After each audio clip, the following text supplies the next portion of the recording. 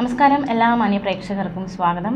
കുറ്റകൃത്യങ്ങളെ കൊണ്ട് നിറഞ്ഞിരിക്കുകയാണ് കേരളം. ഒരുപാട് കുറ്റകൃത്യങ്ങൾ, അതുമായി ബന്ധപ്പെട്ടുള്ള ഒരുപാട് സംഭവ വികാസങ്ങളാണ് ഓരോ ദിവസവും അരങ്ങേറിക്കൊണ്ടിരിക്കുന്നത്. കഴിഞ്ഞ ദിവസവും ഇന്നുമായിട്ടും നിരവധി സംഭവങ്ങളാണ് ഇത്തരത്തിൽ റിപ്പോർട്ട് ചെയ്യപ്പെടുന്നത്. അതിൽ പ്രധാനപ്പെട്ട കുറച്ച് സംഭവങ്ങളാണ് നമ്മളിന്ന് ചർച്ച ചെയ്യാൻ പോകുന്നത്, നോക്കാൻ പോകുന്നത്. വിശദമായിട്ട് നോക്കാം. ആദ്യം തന്നെ നമ്മൾ എറണാകുളത്ത് നിന്ന് വരുന്നൊരു വാർത്തയല്ലേ, ശരിക്കും അതൊരു കുറ്റകൃത്യമാണെങ്കിൽ പോലും നമുക്ക് ആ ഭാര്യയുടെ ഒരു മാനസികാവസ്ഥയും കൂടി നമുക്ക് നോക്കേണ്ടി വരും. ആ സംഭവം എന്താണ്, പറയും, വിവരിക്കും.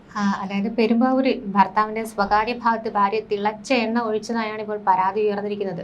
ഗുരുതരമായി പരിക്കേറ്റ യുവാവ് ഇപ്പോൾ എറണാകുളത്തെ സ്വകാര്യ ആശുപത്രിയിൽ ചികിത്സയിലാണ്.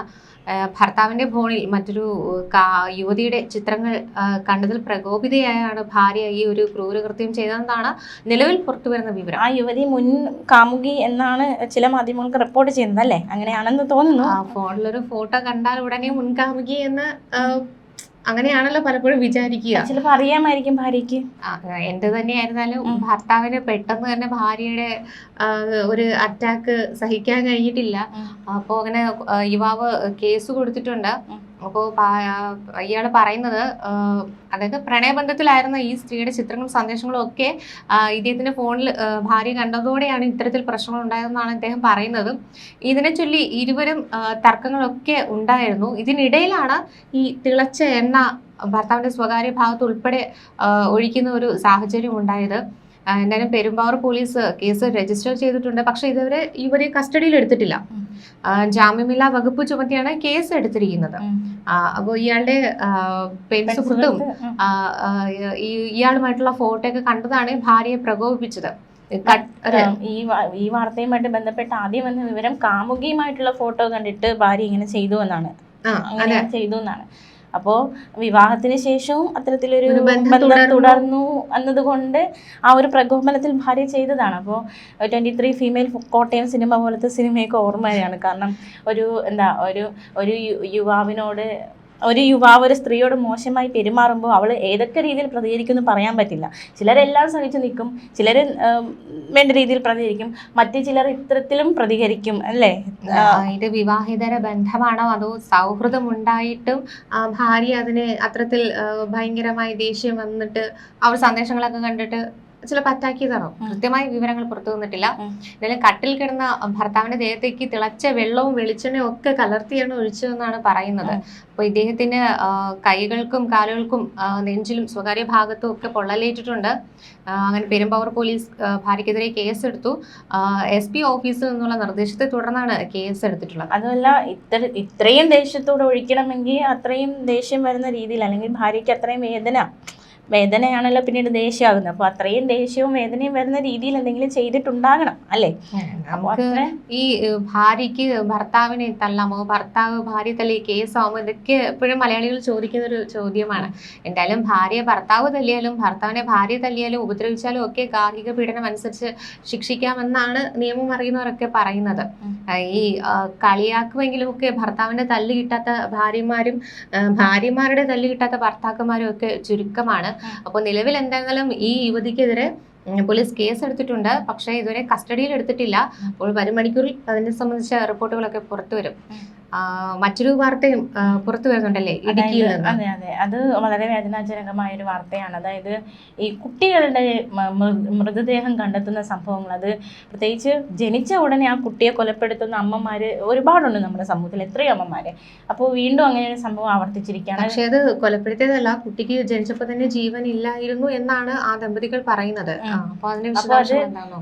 അതിനെ അങ്ങനെ ഓക്കെ, അങ്ങനെയാണെങ്കിലും ഈ രീതിക്കല്ലല്ലോ അതിനെ ട്രീറ്റ് ചെയ്യേണ്ടത്. ഗജനാപ്പാറയിലെ അരമനപ്പാറ എസ്റ്റേറ്റിൽ നവജാത ശിശുവിൻ്റെ മൃതദേഹം കണ്ടെത്തിയിരിക്കുന്നു. ഏലത്തോട്ടത്തിൽ ഈ കുടിവെള്ള പൈപ്പ് സ്ഥാപിക്കാൻ എത്തിയ തൊഴിലാളികളാണ് ഈ മൃതദേഹം കണ്ടത്. അപ്പോൾ കുട്ടിക്ക് ജീവൻ ഇല്ലായിരുന്നുവെങ്കിൽ അതിനെ സംസ്കരിക്കേണ്ട രീതിയിൽ സംസ്കരിക്കാമല്ലോ. അപ്പോൾ ജനിച്ചപ്പോൾ ജീവൻ ഇല്ലാത്തത് കൊണ്ട് കുഴിച്ചിട്ടു എന്നാണ് ഈ ജാർഖണ്ഡ് സ്വദേശിയായ യുവതി പോലീസിനോട് പറഞ്ഞത്. ഉച്ച കഴിഞ്ഞ് 3 മണിയോടെയാണ് ഇത്തരത്തിൽ ഗജനാപ്പാറയിലെ അരമനപ്പാറ എസ്റ്റേറ്റിലെ ഏലത്തോട്ടത്തിൽ നവജാത ശിശുവിൻ്റെ മൃതദേഹം കണ്ടെത്തിയത്. ഈ മൃതദേഹം നായ്ക്കളൊക്കെ ഭക്ഷിച്ച രീതിയിലായിരുന്നു, ഭക്ഷിച്ച നിലയിലായിരുന്നു മൃതദേഹം. ആ രീതിയിലാണ് കണ്ടെത്തിയത്. അപ്പോൾ ഈ കാഴ്ച കണ്ടുകൊണ്ട് തൊഴിലാളികൾ പോലീസിനെ വിവരം അറിയിച്ചു. രാജക്കാട് പോലീസ് അന്വേഷണം നടത്തി. ജറഗുണ്ട് സ്വദേശിയായ പൂനം സോറൻ എന്ന യുവതിയാണ് ഈ കുഞ്ഞിനെ പ്രസവിച്ചതെന്ന് പോലീസ് അന്വേഷണത്തിൽ കണ്ടെത്തി. കുഞ്ഞ് ശനിയാഴ്ചയാണ് കുഞ്ഞ് ജനിച്ചപ്പോൾ കുഞ്ഞിന് ജീവനില്ലായിരുന്നു, അതുകൊണ്ട് കുഴിച്ചിട്ടു എന്നാണ് അവർ പോലീസിനോട് പറഞ്ഞത്. ഈ ചാക്കിൽ കെട്ടിയാണ് കുട്ടിയെ കുഴിച്ചിട്ടത്. ഇവരുടെ ആദ്യ ഭർത്താവ് 7 മാസം മുൻപ് മരിച്ചിരുന്നു. പിന്നെ ഡിസംബറിൽ മറ്റൊരു യുവാവിനെ ഈ യുവതി വിവാഹം കഴിച്ചു. യുവതിയുടെ ആദ്യ ബന്ധത്തിലുള്ളതാണ് ഈ കുഞ്ഞ് അല്ലെ. ഇരുവരെയും പോലീസ്, അതായത് ആദ്യ ബന്ധത്തിലുള്ള കുഞ്ഞിനെയാണ് ഇത്തരത്തിൽ കുഴിച്ചിട്ട നിലയിൽ കണ്ടെത്തിയത്. ആദ്യ ബന്ധത്തിൽ, അതായത് 7 മാസം മാത്രമേ ആയിട്ടുള്ളൂ. അപ്പോ ആ 7-ാം മാസം കഴിഞ്ഞിട്ട് 7 മാസം ആയിട്ടുള്ള ഭർത്താവ് മരിച്ചിട്ട് ആ ബന്ധത്തിലെ കുട്ടിയാണിത്. പക്ഷെ ജനിച്ചപ്പോൾ കുഞ്ഞിന് ജീവൻ ഉണ്ടായിരുന്നില്ല എന്നാണ് ആ യുവതി പോലീസിനോട് പറഞ്ഞിട്ടുള്ളത്. ഇനി ഇയാളുമായിട്ട് ജീവിക്കാനായി ഈ കുഞ്ഞ് ഇനി വിലങ്ങതടിയാകുമോ എന്നൊക്കെ കരുതിയിട്ട് ഇവരൊരു കൊലപാതകം നടത്തിയതാണോ എന്നൊന്നും ഇതുവരെ മനസ്സിലായിട്ടില്ല. എന്തായാലും പോസ്റ്റ്മോർട്ടത്തിന് ശേഷം മാത്രമേ മരണകാരണം നമുക്ക് വ്യക്തമാകുള്ളൂ എന്നാണ് പോലീസ് പറയുന്നത്. അതെ. അതുപോലെ തന്നെ മറ്റൊരു സംഭവം പുറത്തു വരുന്നത് കോഴിക്കോട് നിന്ന് അല്ലെ, ഒരു കുട്ടിയെ കാണാതായിരിക്കുന്നു. 13 വയസ്സുള്ള ഒരു 13 വയസ്സുകാരനാണ് കോഴിക്കോട് വേദവ്യാസ സൈനിക സ്കൂളിൽ നിന്നും കാണാതായിരിക്കുന്നത്. അപ്പോൾ കുട്ടി പോയ CCTV ദൃശ്യങ്ങളൊക്കെ പുറത്തു വന്നിട്ടുണ്ട്. പാലക്കാട് സ്റ്റേഷനിലെ 4-ാം നമ്പർ പ്ലാറ്റ്ഫോമിൽ വിശ്രമ കേന്ദ്രത്തിലൊക്കെ ഈ കുട്ടി ഇരിക്കുന്ന ദൃശ്യങ്ങളൊക്കെയാണ് ഇപ്പോൾ പുറത്തു വന്നിട്ടുണ്ട്. അതായത് 24-ാം തീയതി രാവിലെ ഒരു 11:15 കൂടിയാണ് ഉള്ള ദൃശ്യങ്ങളൊക്കെയാണ് പുറത്തു വന്നിരിക്കുന്നത്. അതിസാഹസികമായിട്ടാണ് ഈ ഒരു ബീഹാർ സ്വദേശിയായ 13-കാരൻ സംസ്കാർ കുമാർ ചാടിപ്പോയത്. കുട്ടിയെ 5 ദിവസമായിട്ടാണ് കാണാതായത്. ഇതുവരെ കുട്ടിയെ കണ്ടെത്താൻ കഴിഞ്ഞിട്ടില്ല. കുട്ടി കേരളം വിട്ടെന്ന സൂചനകളുടെ അടിസ്ഥാനത്തിൽ പൂനെ, ജാർഖണ്ഡ് എന്നിവിടങ്ങളിലൊക്കെ പോലീസ് അന്വേഷണം വ്യാപിപ്പിച്ചിട്ടുണ്ട്. അതായത് ഏകദേശം ആ 24-ാം തീയതി പുലർച്ചെ 1 മണിയോടെ ഹോസ്റ്റലിലെ 1-ാം നിലയിൽ നിന്നും കേബിളിൽ പിടിച്ചിറങ്ങിയ കുട്ടി താഴേക്ക് എറിഞ്ഞ കിടക്കയിലേക്ക് ചാടിയാണ് പുറത്തേക്ക് വരുന്നത്. ഒരു 13 വയസ്സുകാരൻ അതിസാഹസികമായിട്ടൊക്കെ അവിടെ നിന്നും ഓടി പോവുക എന്ന് പറയുമ്പോൾ വെൽ പ്ലാൻഡ് ആയിട്ടാണ് അത് ചെയ്തതെന്ന് നമുക്ക് മനസ്സിലാകും. മൊബൈൽ ഫോൺ കയ്യിലില്ലാത്ത കുട്ടിയുടെ കൈവശം ഏകദേശം 2000-ഓളം രൂപ ഉണ്ടായിരുന്നുവെന്നാണ് പുറത്തു വരുന്നത് റിപ്പോർട്ടുകൾ. മറ്റ് പ്രശ്നങ്ങളൊന്നും തന്നെ ഇവർക്ക് ഉണ്ടായിരുന്നതായി പ്രിൻസിപ്പൾ പറയുന്നില്ല. മറ്റ് പ്രശ്നങ്ങളൊന്നുമില്ല. പക്ഷേ അതിസാഹസികമായി ബെഡൊക്കെ താഴേക്ക് എറിഞ്ഞിട്ട് താഴേക്ക് ചാടി പോവുകയാണ്. നമുക്ക് നിസ്സാരമെന്ന് നമുക്ക് തോന്നും. പക്ഷേ കുട്ടിക്ക് അവിടെ എന്തെങ്കിലും തരത്തിലുള്ള പ്രശ്നങ്ങൾ ഉണ്ടായിട്ടുണ്ടോ, അല്ലെങ്കിൽ വീട്ടുകാരെ കാണാനായിട്ട് ആ കുട്ടി ഇറങ്ങി പോയതാണോ, അത്തരത്തിൽ പല കാര്യങ്ങളും പുറത്ത് വരേണ്ടതുണ്ട്. ഹോസ്റ്റലിലെ 1-ാം നിലയിൽ അതിസാഹസികമായിട്ടാണ് കുട്ടി എന്തായാലും പുറത്തു കടന്നത്. 22-ാം തീയതി രാത്രി വരെ മറ്റു കുട്ടികൾക്കൊപ്പം ഈ കുട്ടി ഉണ്ടായിരുന്നു എന്നാണ് പറയുന്നത്. പിന്നീടാണ് പുലർച്ചെ 1 മണിയോടെ കുട്ടി ഹോസ്റ്റലിൽ നിന്ന് പോകുന്നതിന്റെ CCTV ദൃശ്യങ്ങളൊക്കെ പുറത്തു വന്നത്. 3 മണിയോടെ കോഴിക്കോട് റെയിൽവേ സ്റ്റേഷനിലെത്തി. പിന്നീട് പുലർച്ചെ ഒരു 6 മണിയോടെയൊക്കെയാണ് പാലക്കാട് എത്തിയിട്ടുള്ളത്. അവിടെ നിന്ന് എവിടെ പോയി എന്ന് ഇതുവരെ റിപ്പോർട്ടുകളൊന്നും വന്നിട്ടില്ല. നേരത്തെ കുട്ടി പൂനെയിൽ പോകുന്ന കാര്യമൊക്കെ സഹപാഠികളോട് സംസാരിച്ചു ഇരുന്നു എന്നൊക്കെയാണ് പറയുന്നത്. അവിടെ ബന്ധുക്കളുണ്ട് എന്നൊക്കെ കുട്ടി സഹപാഠികളോട് പറഞ്ഞിരുന്നു. പക്ഷെ അവിടെ കുട്ടിക്ക് ബന്ധുക്കളൊന്നും ഇല്ല എന്നാണ് അന്വേഷണത്തിൽ കണ്ടെത്താൻ കഴിഞ്ഞത്. കുട്ടി എവിടെ പോയെന്ന് രക്ഷിതാക്കൾക്കും അറിയില്ല. കഴിഞ്ഞ വർഷമാണ് ഈ കുട്ടി വേദവ്യാസ സൈനിക സ്കൂളിൽ എത്തിയത്. കുട്ടിയുടെ കൈവശം 2000 രൂപ ഉണ്ടായിരുന്നു. പക്ഷെ മൊബൈൽ ഫോൺ കയ്യിലില്ലാത്തത് കൊണ്ട് തന്നെ ഇത് അന്വേഷണത്തെ ഭയങ്കരമായിട്ട് കുഴപ്പിക്കുന്നുണ്ട്. കാരണം നമുക്കറിയാം, ഒരു 13 വയസ്സുകാരൻ ഒരു 2000 രൂപ കയ്യിൽ തീർന്നു കഴിഞ്ഞാലുള്ള അവസ്ഥ എന്തായിരിക്കും. ആ കുട്ടിക്ക് ഫുഡ് കഴിക്കാനായിരുന്നാലും മറ്റു കാര്യങ്ങൾക്കൊക്കെ ആയിരുന്നാലും വളരെയധികം പ്രശ്നമായിരിക്കും പിന്നീട് ഉണ്ടാവുക. എത്രയും വേഗം തന്നെ ആ കുട്ടിയെ കണ്ടെത്താൻ കഴിയട്ടെ എന്നാണ് നമുക്ക് പ്രാർത്ഥിക്കാൻ കഴിയുക. വേഗം തന്നെ കണ്ടെത്താൻ സാധിക്കട്ടെ. അത് മാത്രമല്ല, എറണാകുളത്ത് നിന്ന് വരുന്നൊരു ഒരു യുവതി പോലീസുകാരനെ അതിക്രൂരമായി മർദ്ദിച്ചിരിക്കുകയാണ്. എറണാകുളം അയ്യമ്പുഴയിലാണ് ഈ സംഭവം ഉണ്ടായിരിക്കുന്നത്. SIയുടെ മൂക്ക് ഇടിച്ച് തകർത്തു. ഒരു നേപ്പാൾ യുവതിയാണ് ഇത്തരത്തിൽ ക്രൂരമർദ്ദനം നടത്തിയിരിക്കുന്നത്. 4 പോലീസുകാർക്ക് പരിക്കേറ്റു. ഇന്ന് പുലർച്ചെയാണ് സംഭവം. ഈ വാഹന പരിശോധന നടത്തുകയായിരുന്നു പോലീസ്. അപ്പോഴേക്കുമാണ് യുവതിയെ കസ്റ്റഡിയിലെടുത്തപ്പോൾ ഈ നേപ്പാൾ സ്വദേശി ഗീതയും പുരുഷ സുഹൃത്തിനെയും പോലീസുകാർ കസ്റ്റഡിയിലെടുത്തു. അപ്പോഴാണ് ഇത്തരത്തിലൊരു ക്രൂരമായ മർദ്ദനം അല്ലെങ്കിൽ ക്രൂരമായ ആക്രമണം. നോക്കൂ, ഒരു സ്ത്രീ പോലീസുകാരെ ആക്രമിച്ചിരിക്കുന്നു എന്നത്. അതെ, ലഹരി മാഫിയ സംഘം നിലയുറപ്പിച്ചിട്ടുണ്ട് എന്ന രഹസ്യ വിവരം കിട്ടിയപ്പോഴായിരുന്നു ഈ ഒരു അന്വേഷണം നടത്തിയത്. ആ സമയത്താണ് ഈ നേപ്പാൾ സ്വദേശിനി പോലീസുകാരെ ആക്രമിക്കുന്ന ഒരു സാഹചര്യമൊക്കെ ഉണ്ടായിരിക്കുന്നത്. മാത്രമല്ല, ഇവിടെ ഒരു സ്ത്രീയാണ് ആക്രമിച്ചത്, അത് നമ്മുടെ പോലീസുകാരെ ആക്രമിച്ചിരിക്കുന്നു. അപ്പോൾ അല്ലേ, അത് എന്ത് ഗൗരവകരമായ ഒരു കാര്യം തന്നെയാണ്. ഒരു പുരുഷനാണെങ്കിൽ ഓക്കെ, ഇതൊരു സ്ത്രീ ഒരു പോലീസ് 4-5 പോലീസുകാരെ SI അല്ല പോലീസുകാരനെ മൂക്ക് മർദ്ദിച്ച് പഞ്ചറാക്കുന്നു. അതിനുശേഷം മറ്റ് പോലീസുകാരെ ആക്രമിക്കുന്നു. അല്ലേ, ഒരു സ്ത്രീ ചെയ്തു കൂട്ടിയ ക്രൂരകൃത്യമാണിത്. അയ്യമ്പുഴയുടെ ചില ഭാഗങ്ങളിൽ രാത്രികാലങ്ങളിൽ ലഹരി മാഫിയ സംഘം നിലയുറപ്പിച്ചു എന്ന വിവരത്തെ തുടർന്ന് നടത്തിയ പരിശോധന, അതിനിടയിലാണ് ഇത്തരത്തിൽ ക്രൂരമായ ഒരു ആക്രമണം ഉണ്ടായിരിക്കുന്നത്.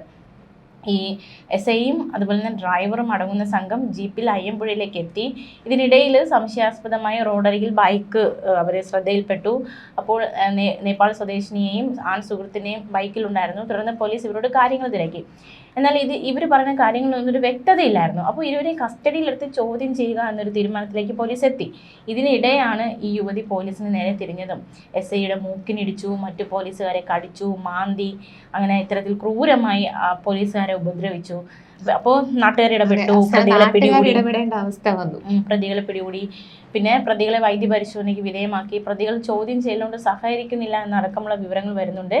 ചോദ്യം ചെയ്ത ശേഷം ഒരു അറസ്റ്റ് രേഖപ്പെടുത്തും. എന്തായാലും എന്തൊക്കെ സംഭവ വികാസങ്ങളാണല്ലേ നമ്മുടെ നാട്ടിലുണ്ടാവുന്നത്. ലഹരി മാഫിയയുടെ ഒരു അഴിഞ്ഞാട്ടം തന്നെയാണ് ഇപ്പൊ നടക്കുന്നത്. പോലീസുകാർക്ക് രക്ഷയില്ല, സാധാരണക്കാർക്ക് രക്ഷയില്ല, കുടുംബങ്ങളിൽ പോലും താളം തെറ്റുന്ന ഒരു അവസ്ഥയാണ്. അതായത് കുട്ടികൾ പോലും ലഹരിയിൽ മയങ്ങിപ്പോകുന്നു. പലതരം വിതുരയിൽ തന്നെ സംഭവം ഉണ്ടായിരുന്നു. കാരണം അമ്മ മകനെ ലഹരി ഉപയോഗിക്കുന്നതെന്ന് വിലക്കിയതിന് കാമുകിയുമായിട്ട് ചേർന്ന് അമ്മേനെ അതിക്രൂരമായിട്ടൊക്കെ മർദ്ദിച്ചത്. നാട്ടുകാരുടെ മുന്നിലിട്ടാണ് അമ്മയെ വലിച്ചിഴിച്ച് മർദ്ദിക്കുകയൊക്കെ ചെയ്തത്. അപ്പോൾ അത്തരത്തിൽ ലഹരി എവിടെ നിന്ന് വരുന്നു എന്ന് പോലും അറിയില്ല. പക്ഷെ ലഹരിക്ക് വേണ്ടിയിട്ട് ഒരു പറ്റം യുവാക്കൾ ആ വീട്ടിൽ കയറി ഇറങ്ങി വരുന്നുണ്ട്, പോകുന്നുണ്ട്. അവസാനം ലഹരിക്ക് വേണ്ടിയിട്ട് പോലും പൈസ ആ അമ്മ അധ്വാനിച്ചു കൊടുക്കേണ്ട ഒരു അവസ്ഥ വരിക. ആ വീട്ടിലെ അച്ഛൻ, 2 മക്കൾ, ഇവരൊക്കെ ആ ലഹരിക്ക് അടിമയാണ്. അതിന്റെ കൂട്ടത്തിലാണ് ഈ യുവതിയും കൂടെ ആ വീട്ടിലേക്ക് വരുന്നത്. ആ അമ്മേനെ നോക്കാൻ ഹോം നേഴ്സ് എന്ന പേരിലൊക്കെയാണ് വീട്ടിൽ വന്നത്. ദൃശ്യങ്ങളൊക്കെ പുറത്തു വന്നതാണ്. അതായത് ഏകദേശം ഒരു 17-18 വയസ്സുള്ള യുവാക്കളൊക്കെയാണ് അവിടെ ഇരിക്കുന്നത്. മദ്യത്തിലും മയക്കുമരുന്നിലൊക്കെ മയങ്ങി ആ യുവാക്കൾ ഇരിക്കുന്ന ദൃശ്യങ്ങളൊക്കെയാണ് പുറത്തു വന്നത്. അപ്പോൾ ആ യുവതിയെ തിരക്കി ഇതുവരെയും ആരും വന്നിട്ടില്ല. യുവതി പത്തനംതിട്ട സ്വദേശിനിയാണെന്ന് പറയുന്നുണ്ടെങ്കിലും ബന്ധുക്കൾ ആരും തന്നെ ഇതുവരെ വന്നിട്ടില്ല. അപ്പോൾ അത്തരത്തിൽ പല ലഹരിക്ക് അടിമയായിട്ട് കുടുംബ ബന്ധങ്ങളൊക്കെ തകർന്ന ഒരു കാഴ്ച തന്നെയാണ് കാണാൻ കഴിയുന്നത്. അപ്പോൾ നിരത്തിൽ പോലും പോലീസിന് പോലും ഇപ്പോൾ സമാധാനമായിട്ട് നടക്കാൻ പറ്റാത്തൊരു അവസ്ഥ, അതാണ് നമ്മളിപ്പോൾ ഇവിടെ കണ്ടത്. മാത്രമല്ല ഇന്ന് ഈ സ്വിഫ്റ്റ് ബസ് സ്പേസ് കൊടുത്തില്ല, അല്ലെങ്കിൽ റോഡിൽ മുന്നോട്ട് പോകാൻ സ്ഥലം കൊടുത്തില്ല എന്ന് പറഞ്ഞ് പിക്കപ്പ് വാനിന്റെ ഡ്രൈവർ സ്വിഫ്റ്റ് ബസ് ഡ്രൈവറെ ഉപദ്രവിച്ചിരിക്കുന്നു നട റോഡിലിട്ട്. എന്തൊക്കെ സംഭവങ്ങളാണ് നമുക്ക് ചുറ്റും നടന്നുകൊണ്ടിരിക്കുന്നത്.